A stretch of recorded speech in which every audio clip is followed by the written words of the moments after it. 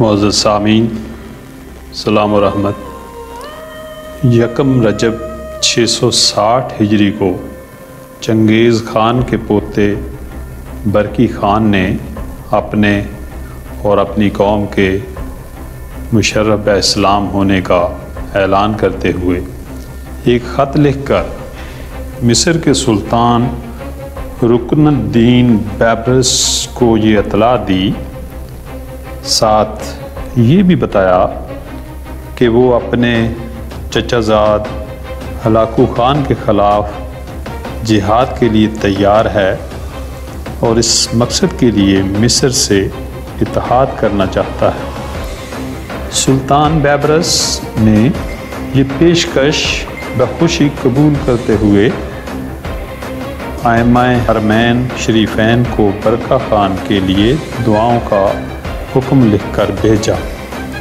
تمام شہروں میں بھی فرمان بھیجا گیا کہ جمعہ کے خطبے میں خلیفہ اور سلطان کے بعد برکی خان کے لیے دعا کی جائے۔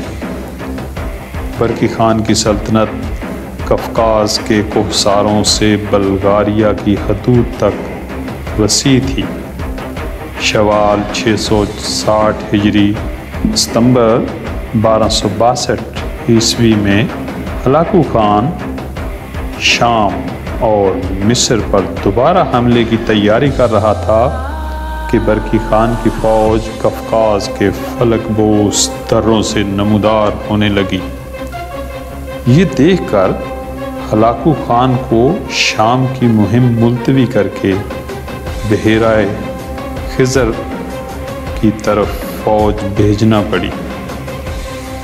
اس لشکر نے دریائے تیرک عبور کر کے برکی کی فوج کو وقتی طور پر پسپا کیا، مگر برکی کے بھتیجے نوگائی کے جوابی حملے میں ہلاکو کا لشکر درہم برہم ہو کر پیچھے ہٹتے ہوئے دریائے تیرک تک آ گیا۔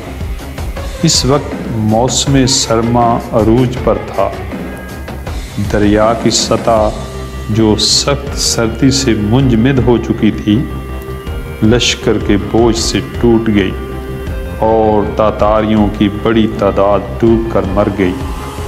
ہلاکو خان کا ایک بیٹا بھی مارا گیا اور وہ خود پسپا ہو کر بحیرہ آذربائیجان کے ایک جزیرے میں پناہ لینے پر مجبور ہو گیا۔ اس کے بعد ہلاکو کو الخانی اور برکی کی زیریں خیل سلطنتوں میں جھڑپوں کا دائرہ کار مشرق تک پھیل گیا۔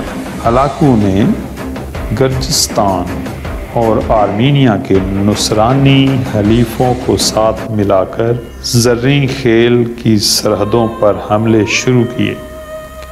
جواب میں برکی نے نہ صرف روسیوں کو اپنی فوج میں بھرتی کیا بلکہ وسط ایشیا تک تسلط قائم کر لیا۔ سمرقند، بخارا کے مسلمان جوک در جوک اس کی فوج میں شامل ہونے لگے۔ بحیرہ خزر کے جنوب مشرق اور جنوب مغرب میں ان دونوں سلطنتوں کے مابین مسلسل جھڑپیں ہوتی رہیں۔ برکی کے سپاہی ایمان و یقین سے بھرپور تھے، جبکہ ہلاکو کی فوج کے سامنے خون ریزی کے سوا کوئی ہدف نہ تھا۔ اس کے سپاہی پست ہمت ہو کر منتشر ہونے لگے۔ بہت سے سلطان بیبرس کی تلوار سے خوف زدہ ہو چکے تھے اور بہت سے برکی خان کے قبول اسلام کے بعد توحید کی طرف راغب ہو رہے تھے۔ تاتاری اب دو واضح جماعتوں میں بٹ گئے تھے، اسلام دشمن اور اسلام دوست۔ اسلام دوست تاتاری خود کو برکی خان کی طرف منسوب کرنے لگے۔ ان میں جو شامی سرحدوں کے آس پاس تھے، انہیں برکی خان کی دور دراز مملکت کی بجائے مصر جانا بہت بہتر محسوس ہوا۔ چنانچہ ہزاروں تاتاری مصر کی طرف منتقل ہونے لگے۔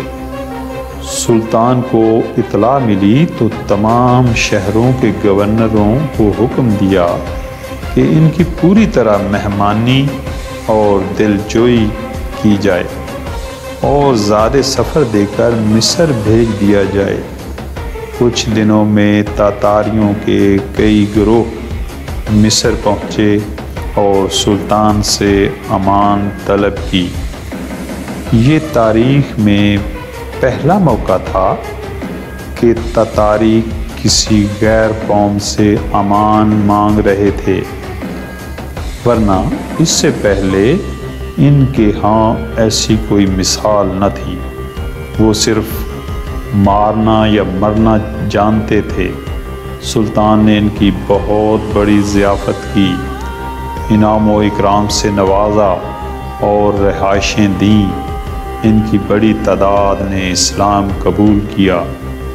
اس طرح ایک سفاک فاتح قوم اسلام کی مفتوح ہو گئی۔ علامہ اقبال نے تاتاری مغلوں کو فتنہ تاتار کا نام دیتے ہوئے اور برکی خان کے مسلمان ہونے پر یہ شعر لکھا ہے: عیاں فتنہ تاتار کے افسانے سے، پاسباں مل گئے کعبے کو صنم خانے سے۔ شکریہ۔